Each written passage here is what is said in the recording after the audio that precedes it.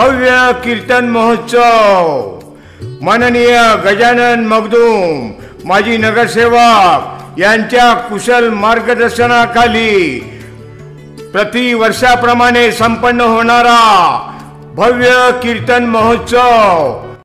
मिरज महसूल विभागातील घोटाळा उघड, जय हिंद सेना 2 दिवसात कोल्हापूर खंडपीठात याचिका दाखल करणार, पक्षप्रमुख चंदनदादा चव्हाण यांचा इशारा।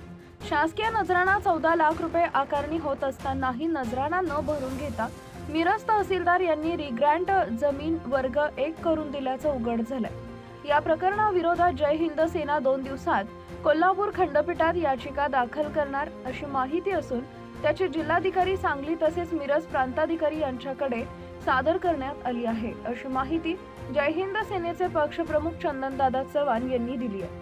चंदनदादा चव्हाण यांनी सांगितले की अधिकाऱ्यांवर कारवाई करावी, शासनाने या प्रकरणात जबाबदार, अन्यथा मिरज तालुक्यातील सर्व रिग्रँट जमिनी बिना नजराणा वर्ग 1 करून द्याव्यात, अन्यथा आंदोलन तीव्र करण्यात येईल। एकाला एक न्याय व दुसऱ्याला वेगळा न्याय चालणार नाही, असंही त्यांनी स्पष्ट केलं।